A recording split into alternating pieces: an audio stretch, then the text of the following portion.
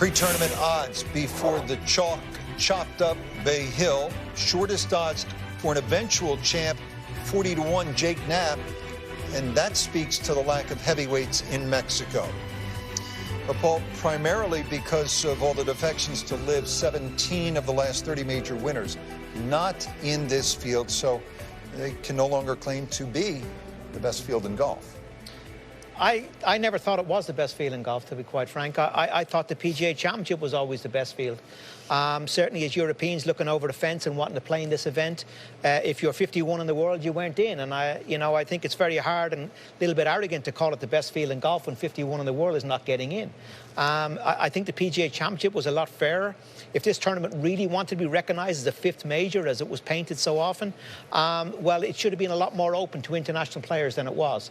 It's a PGA Tour event, I get that, but if you really want to be considered, right up there in that echelon and that conversation with major championships, you've got to be a little bit more open to international players. Certainly in our day, I think it's more different. It's different now as more and more players play in the PGA Tour.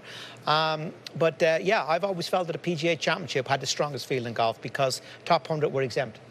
Yeah, those are good points. I've looked at this tournament as the premier event on the PGA Tour, with the best players from the DP World Tour having access to this event. There are numerous years when they only had access to the world rankings stuff. That's right. Yeah, that's right. So my point is that there were plenty of years where some of the best players in the world were not in this event. I don't think. Yes, I take your point, and the fact that they couldn't get in was an oversight that became corrected over time. But it still, I don't think, in that particular era, hurt the prestige terribly. But it did damage it to some extent. The same way I look at the prestige of this event, the fact that some of the best players in the world are not here. It's a mild disappointment, I would say. But this event is meant to reward. I think it's more than mild. Well, I don't.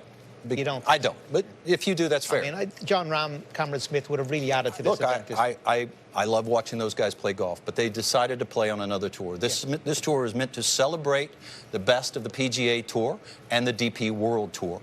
The players that are going to LIV have been courted away not with prestige, but with greed.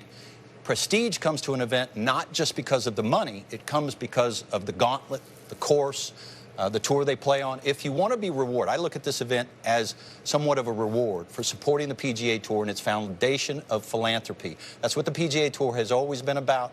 This is meant to be a reward for being a player on the PGA Tour and being one of the best players on the DP World Tour. So while it is, at least in my view, a mild disappointment, yours may be more than a mild disappointment that they're not here, I don't think that it detracts from the prestige of this tournament in any substantive way. If it wasn't a major by designation, it was close in every other way. So if you won this, and you've often said it should have been a major championship, if you won this, it was very close to winning a major. Can you now say that same thing with Rahm and Koepka and DeChambeau and Dustin Johnson all gone? But Rich, you're talking about a moment in time, which is all LIV is. It's a moment in time. I would say it's temporary. If you go back to 2010 and you look at that money list, most of the players that were on the top 10 of the money list are either out of the game or 3,000th in the world rankings. Go to 2015, and while you can look at that list and say, you've got some marvelous players that are still around today, Spieth, Day, Fowler, McIlroy, Zach Johnson, etc. Nowhere on the radar was Wyndham Clark, Sahith Theegala, Will Zalatoris, Ludwig Åberg, or Scottie Scheffler. The PGA Tour has a feeder system, a direct line to creating stars. And just this year, we've began to create new stars. In 5 more years, the stars that are now, well, most of them won't be at the top of the game. The fact that LIV has bought a few players, it's a place in time. Fair point. Those players will not have that game in 3 or 4 more years. Meanwhile, the PGA Tour will carry on developing superstars. I get it. Discussion, too, the last couple of weeks about what is the right number of players for an event. This week full at 144, but last week just 69 as part of the signature event series. 59 at Century, 80 at Pebble, and 70 at Riviera. Rory, where were you on the whole idea of having a cut for these events, the legacy signature events? Were you good with the idea, or would you prefer not? Or Yeah, I was indifferent. I think you know, I think when all these signature events were thought of, we were thinking no cut. But if it's important enough, or if it's that important to Tiger and Jack, and you know, if Arnold were alive, if it was important enough for him, then you know, they're there. It's their tournament at the end of the day, and they can do whatever they want. So I could have went either way, but if it's important enough to those guys, then you know, then we'll have a cut. Would you have preferred more players? I mean, there's only 69 in this one, the way it worked out. Did they maybe need to look at that next year? No, I mean, I'm all for making it more cutthroat, more competitive. I'm like, probably won't be very popular for saying this, but I'm all for less players and less tour cards and the best of the best. Rory, why do you always speak your mind? And there are a couple guys not happy with the smaller fields. Comments you made yesterday. Just why wouldn't I speak my mind? I guess you ask me my opinion and I give it to you. I'm not going to stand up here and lie to you. Okay. Rory, speaking of your opinion, when you say more cutthroat, about what's the number of guys keeping their card each year moving forward if you had your way, like FedEx Cup? Are we talking like 100 or less, or? I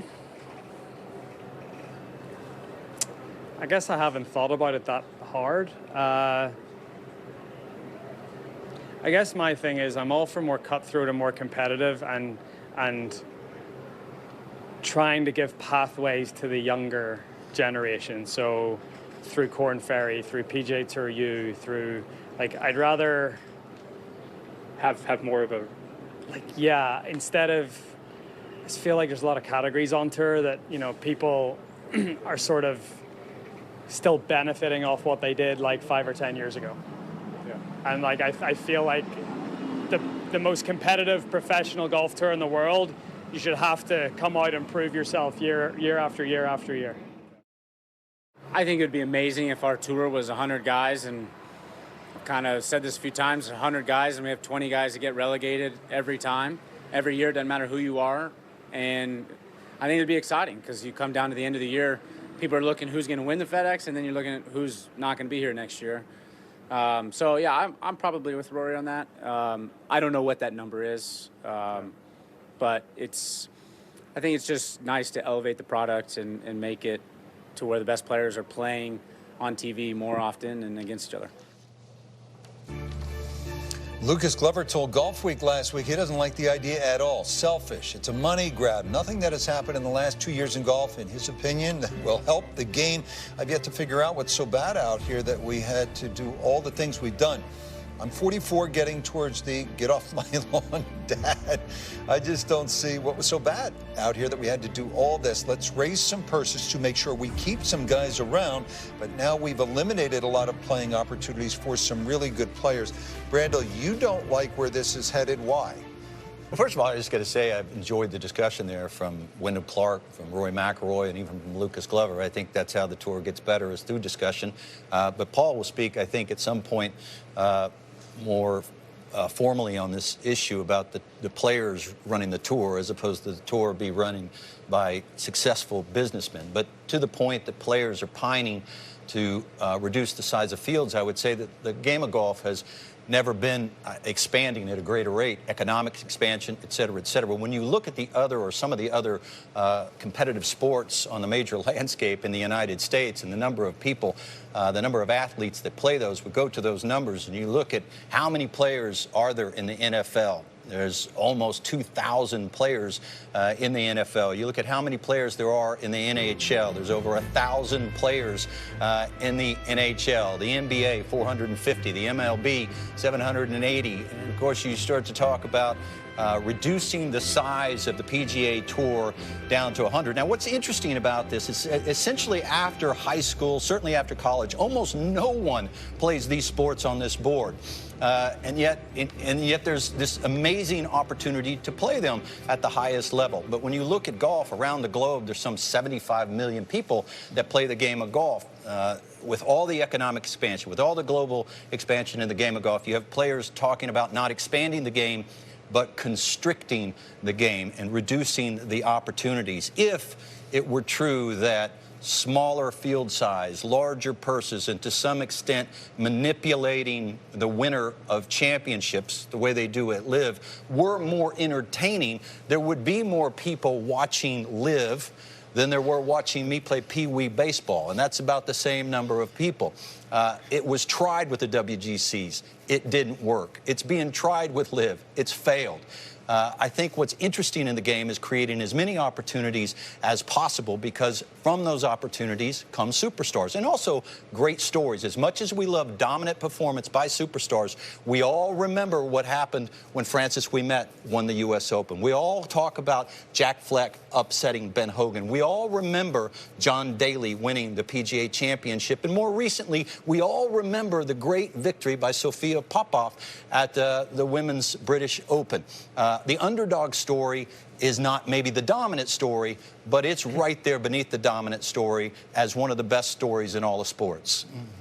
Yeah, I mean, look, I don't know what the answer to this is, and I don't think anybody knows the answer to this. You know, my first question would be, what has market research showed? Has there been proper market research to the fans? Let's talk about the fans. Nobody wants to talk about the fans. It's what players want and what, you know, people around the game want. But really, it's the fans. And they'll vote with their, by coming to the events, by being interested in the events and watching on TV in the events. So, you know, I would like to see starting with there. The second point is on the governance of the game. And I can speak from this because I was a player myself. I sat on the Players Committee in Europe for 17 years. I went on the board of the European Tour for 6 years, and I know what it's like, and I can see it from different angles, and from where I was as a player to being a Ryder Cup captain, and all the way around to being a board player. And I do have an issue with the game and the governance of the game that's been run by the players. You know, we've a saying, and you laugh at this one, Rich, you know, turkeys don't vote for Christmas, as we say at home in Ireland. You know, turkeys don't vote for Thanksgiving over here. So, you know, players, I've seen it, and I've witnessed it, and it's not a criticism because I've been part of it myself.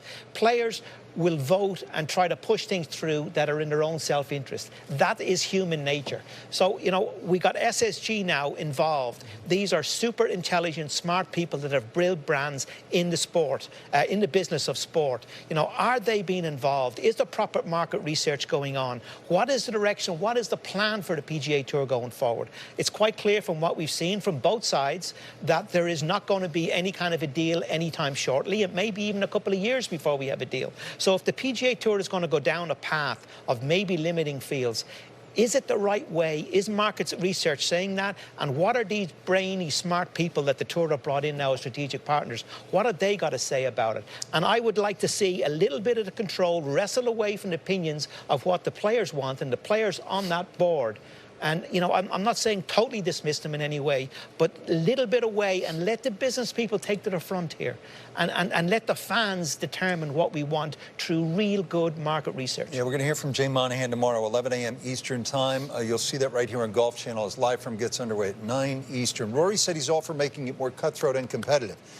Aren't things more cutthroat and competitive in a bigger field? In other words, it seems like it's harder to win as good as guys are these days, harder to win in a 156-man field versus a 70-man field. Yeah, they're two different things. Cutthroat, reduce the size of the field. That gets a little bit more cutthroat for sure, and it would be more contentious to your point, but more competitive. It's harder to beat a big field than a small field because the chances are the players that got in at the end, so 120th to 156th, let's say, the odds of 2, 3, 4, or 5 of those having the tournament of their life that particular week when one of the best players is playing, well, just average golf, the potential is there. We've already seen it this year with victory after victory with players who are 50th to 150th in the world rankings, while the better players in the world have seemed sort of out of form this year. Is that the best golf? Let's just say all those players that are winning that are 105th, the Jake Knapps and the Nick Dunlaps, and they weren't in these events, we would be treated to a lower level of golf winning by those players not being in the field and just the stars being in the field because they haven't stepped up to this point until last week with Scottie Scheffler.